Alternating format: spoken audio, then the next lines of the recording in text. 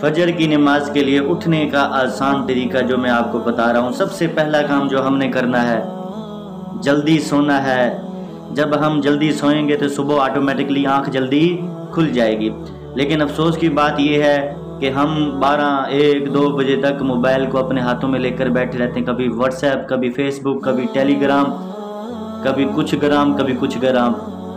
جب یہ کام ہوگا تو کیا خیال ہے صبح آنکھ کھلے گی؟ نہیں کھلے گی۔ سب سے پہلا کام اس موبائل کو بائے کر دیں۔ رات کو عشاء کی نماز پڑھیں۔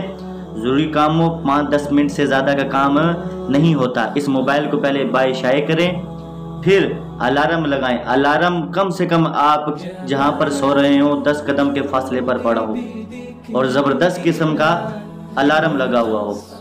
جب صبح کے وقت اس کا الارم بجے گا تو چونکہ اس کے ارد گرد ہاتھ کے دائرے کار کے اندر الارم نہیں ہوگا، اسے پتا تھا کہ میں نے الارم لگا کے کہاں رکھا ہے، الماری کے اوپر۔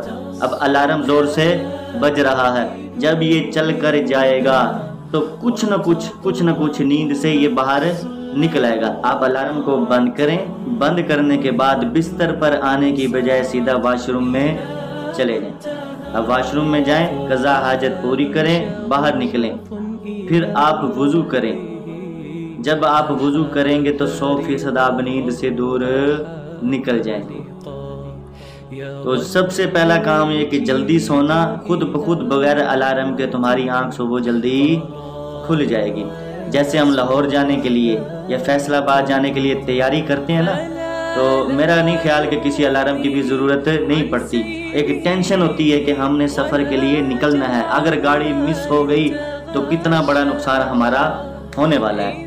پھر ہمارے ساتھ ہمارے گھر والے بھی ایکٹیو ہوتے ہیں کہ صبح تیار کر کے ہم نے 4 بجے والی بس پہ اس کو ہر حال میں چڑھانا ہے۔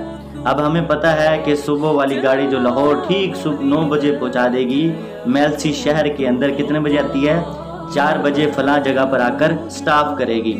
تو 3:30 بجے بندہ حشاش بشاش تیار ہو کر، حالانکہ ساری رات نہ سویا ہو، لیکن حشاش بشاش کہاں پہ کھڑا ہوتا ہے؟ بس سٹاپ پہ 3:30 بجے، آدھا گھنٹہ پہلے۔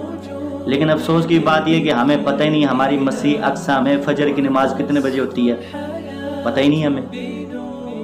میلسی مرکز میں فجر کی نماز کتنے بجے ہوتی ہے، ظہر کتنے بجے ہے، عصر کتنے بجے ہے، مغرب کتنے بجے، کوئی پتہ نہیں ہے۔ یہ پتہ ہے کہ لیا جانے والی گاڑی صبح کتنے بجے اور کس سٹاپ پر پہنچ جائے گی، اس سارا کام ہمیں پتہ ہے۔ رجوتك عفوا ولا